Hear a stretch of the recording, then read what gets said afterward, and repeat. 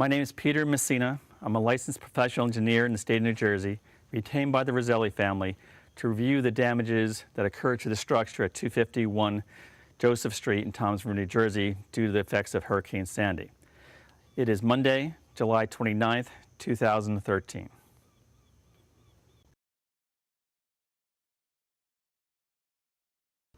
This is the north side of the structure at 251 Joseph Street, Thomasville, New Jersey, with the vinyl siding and screen doors and various windows and shutters. On the roof is a shingled roof, and there's some damages that occurred due to winds from the hurricane. There's a number of shingles that are missing from the roof. On the northeast corner of the structure, the electric has already been disconnected, and also the gas meter and the gas connection has been removed and disconnected by the power companies and utility companies because of the unsafe structure that we have here. Also, you can see on the east side of the home, due to the wind damage from Hurricane Sandy, numerous areas of siding have peeled off the house and are loose and have been destroyed. We are now at the northwest corner of the structure, looking at the west side as you turn the corner. What we see is that the telephone, cable TV, electric boxes have all been removed and disconnected due to the unsafe nature of the structure. A little farther up the building, we have panels of the vinyl siding that have been torn off by the effects of the wind damage from the hurricane. A little farther down the west side of the building, we have a tool shed that has its doors ripped off and blown away. Turn the corner to the view of the south side of the structure. In this case here, we have numerous problems due to the water that filled up the inside of the entire structure. You see the windows have been filled with water and have the membrane broken in between. And you can see the line going here approximately 3.5 to 4 feet off the ground, off the outside of the ground. Continuing on, we have on the south side of the structure, we have the window that is also being inundated with water, around 3 to 4 feet high. Again, the center core of the dual pane window has been compromised, and water has been seeped up in there, really destroying the integrity of the window. Moving along the south side of the structure, here's the southeast corner of the structure. Looking at the east side of the structure, there is severe damage up toward the southeast corner of the roof line, with the soffits being totally blown off and the gutters and leaders being ripped off due to the effects of the wind damage from Hurricane Sandy.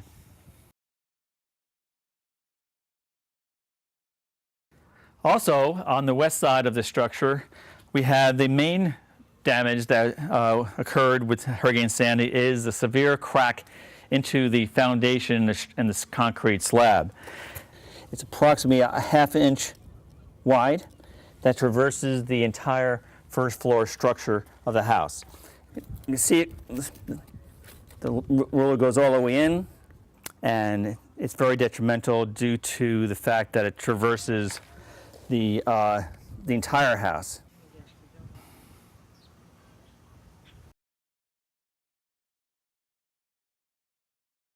I'm proceeding to the front door on the north side of the house. Proceeding in to the main foyer, and we can proceed immediately to the right into what's called bedroom 1.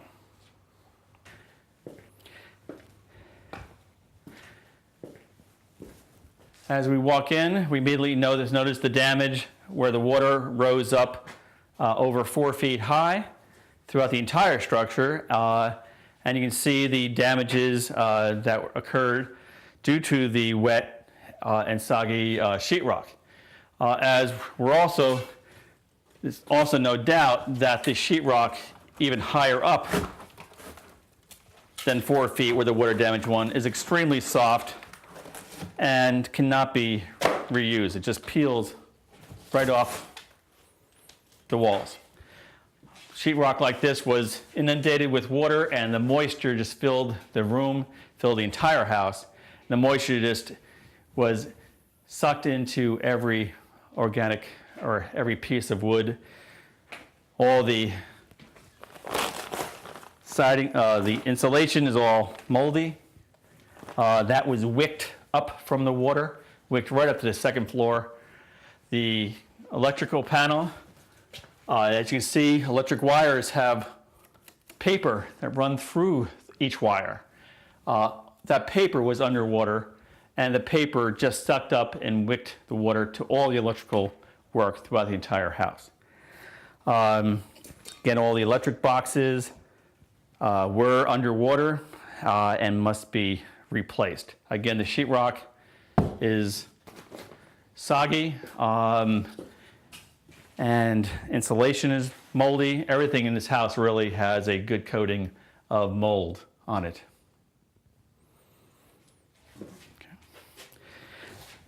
Again, on the floor, we have that crack that traverses through the entire building. As you can see, it is substantial. The crack starts on the west side. As you can see actually right outside the building, right through the floor. We have a crack that's 1/2 to 3/4 of an inch wide. And again, there's not much underneath it. You can see the roller goes right down in the ground. The sand underneath it has been disturbed, and there are voids under the concrete floor. Again, the floor, the crack traverses throughout the entire room. It continues under the staircase, through the kitchen, and out to the house. I've also noticed that the crack has gotten substantially worse. I first visited this site in May of 2013. As of today, July 29th, 2013, the crack has widened maybe 50% more than it was before, at least another additional 1/4 of an inch wider, causing the much more considerable damage to the structure. Walking from the foyer through the kitchen area toward the rear of the house, which was an addition that was placed on the house, there's a big crack between the old concrete and the new concrete that was not there before. So running parallel from the old concrete to the new concrete, a gap has occurred, which was flush before. This goes all the way down. So there's definitely disturbance under the ground. The sand has come up and the sand has come down, leaving voids under the structure. Okay, walking further from the kitchen into the dining room and family room on the south side of the building, you can see the substantial damage with the water filling up at the homes to the windows, approximately 4 feet in height. The sheetrock was all wet and was removed, but again, the sheetrock that's a little higher up is also very soft, and the insulation has mold on it and must also be removed. Further on the south, you have the heat strips, again, that are substantially damaged and must be replaced.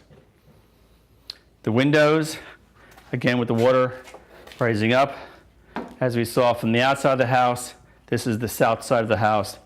The windows have been compromised. The integrity of the window is shot, and there is air and water in between the glass.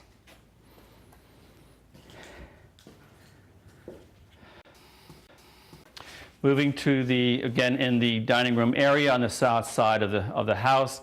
Again, the water was 4 feet high. But you can see this area here was very, very soft and is just crumbling away.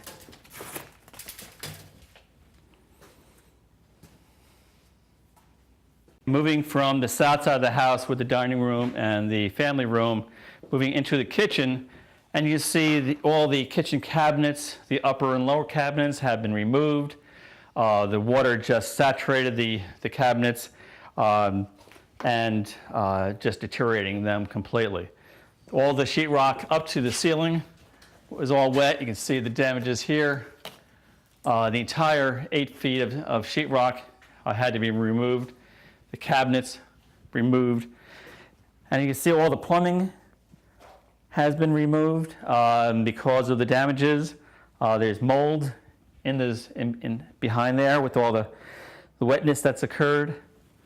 Again, utilities, the plumbing has all been disconnected and cut off because of the severe damage to remove the various pieces of appliances. Now moving to the first floor bathroom. Again, sheetrock floor to ceiling had been removed in this area. Damages to the sheetrock in this area. The shower and tub as well had been cut off. Now moving to the utility room, we have the boiler, hot water heater that were just underwater, well tanks, pressure tanks, gas valves that must be replaced. All the insulation sheetrock was underwater and obviously is destroyed. Again, the sheetrock is very soft. That was not removed, is still not in a position to be painted or restored.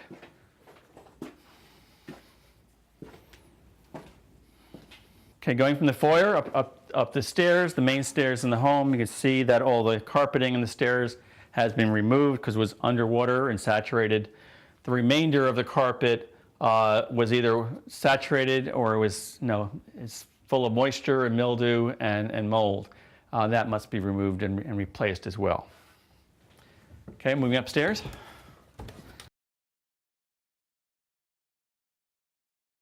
Coming up to the second floor of the main corridor staircase. We have 3 bedrooms and 1 bath.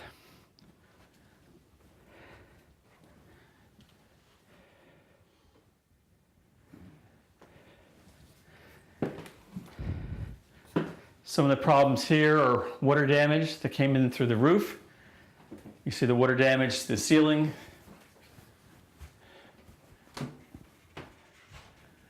It's water damage. It's all through here and here. You can see the cracking from there as well. Water damage that the ceiling must be removed and replaced. Okay, moving out, bathroom into a whole storage area. We have water damage that came in through this octagon window, which is on the north face of the structure.